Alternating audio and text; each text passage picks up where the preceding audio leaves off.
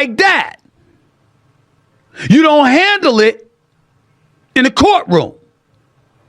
That's not how you address contention in the hip-hop industry when it comes. What's up, everybody? Welcome back to another episode. Please like the video and subscribe. Our target is only 1,000 likes. So Drake took his feud with Kendrick Lamar to a new level in a court filing. The Canadian star and his attorneys alleged that Universal Music Group and Spotify unfairly boosted the popularity of Kendrick Lamar's Not Like Us. In a pre-action petition, Drake's company Frozen Moments sought to preserve evidence for a potential lawsuit. It read that UMG, which distributes music for both OVO and Kendrick Lamar, launched a campaign to manipulate and saturate the streaming services and airwaves with Not Like Us using bots and pay-to-play arrangements. Drake's team further claimed that Spotify was offered special licensing rates to bolster the song's performance. Let's get started with some news out of the entertainment industry. And it's something that we've touched on before, y'all. Drake, you know that brother. He's gone ahead and filed a lawsuit against his own record company, Universal Music Group, for Kendrick Lamar's Not Like Us. Attorneys for Drake say the song, which is aimed at the Canadian rapper, is an example of valuing, quote, corporate greed over the safety and well-being of its artists, end quote. Kendrick released Not Like Us last summer after a series of diss tracks exchanged between the two artists in the spring. On the song, Lamar calls Drake a pedophile and accuses him of appropriating black culture. Again, both artists are under Universal Music Group umbrella. Here's a portion of the claims in the suit written by Drake's attorney. They claim UMG, quote, approved, published, and launched a campaign to create a viral hit out of a rap track that was intended to convey the specific, unmistakable, and false factual allegation that Drake is a criminal pedophile, and to suggest that the public should resort to vigilante justice in response, end quote. Ladies and gentlemen, I'm torn. And I want to be very, very sensitive to this subject because I'm a product of the hip hop genre and what have you. I grew up in Hollis, Queens, New York City, listening to Run DMC. They're from Hollis. Jam Master Jay, the late Jam Master Jay, God rest his soul, was great friends with my late brother Basil, God rest his soul. LL Cool J grew up 5 minutes down the block on Farmers Boulevard. You know, the Ja Rules, the 50 Cents of the world, and others from Queens. So for me, when I bring up hip hop culture, my initial response, which hasn't changed that much, by the way, is go handle your business in that studio. See, Drake got sensitive with a lot of people when he went after DeMar DeRozan, talking about, you know what, he would not go for his jersey being hung in the rafters. You know, when he was put off by LeBron James dancing to Drake's music. And, you know, when DeMar DeRozan and Russell Westbrook and these brothers were on stage while Kendrick Lamar was performing Not Like Us. They all from Compton, not LeBron, but they from L.A. That's not a crime. So in that regard, I thought Drake was tripping. I was of the mindset like, yo, handle it in the studio. He got you today. That don't mean he gonna get you next week. And if he got you, he got you.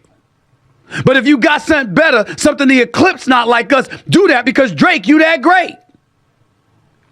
You that special. What's the problem? Get in the studio and handle it like that. You don't handle it in the courtroom. That's not how you address contention in the hip-hop industry when it comes to actual records being made. That's not what you do. And I stand on that. I firmly believe that Drake should do one or two things. Stand down and say, he got me. Or stand up by going in the studio and making another diss track of your own and making sure it eclipses Not Like Us. One or the other. I firmly believe that. I'm not backing down or bowing down from that. But I'm going to tell y'all where Drake hits me. And my sensitive side, dare I say, comes into play. when you have to move your child and their mother out of elementary school, when he's being threatened in school, when the mother and the child have to move out of Toronto, according to the reports, that's what it says, for safety reasons. When you've been accused and people think there's validity, not just, lyrical dissection, but literally they're attaching legitimacy to allegations and accusations of you being a pedophile. Then it gets a little dicey. Because UMG, Universal Music Group, both of them are under that umbrella. I'm not going to look at Universal Music Group and say, well, it was a crime for them trying to profit off of you. Hell yeah, they're trying to profit off of you in any way they can, whether it's through your music or somebody else's music about you. The record company, of course, that's what they're going to do. Of course, that's what they're going to do. One could argue they should be a bit sensitive to one of their own artists. But in their mind, did it compromise your bottom line? They don't think so. Did it compromise Kendrick Lamar's bottom line since he's under their umbrella as well? Damn sure didn't. It big upped him. It's making him a boatload of money. That means it's going to make them a boatload of money. And their attitude is they probably were expecting you to come back with even more material to go at him with, and they could make money off of both of y'all. That's what they probably were thinking. That ain't what happened.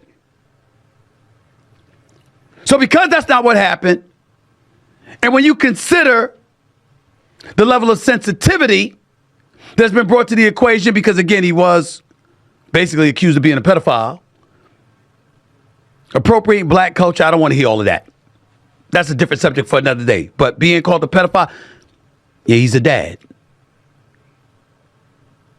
You this universe is your own music, is your own music company that's promoting this stuff. Okay.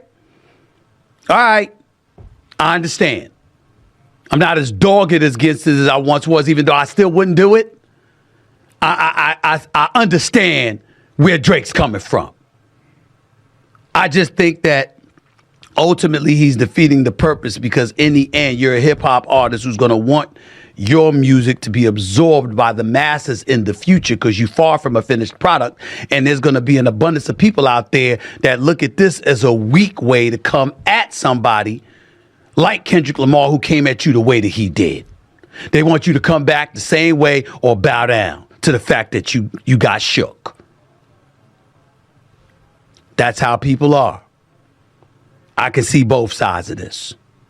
Before, I could only see the one side that just looked weak to be using the law to come after an artist that took it to you in the studio.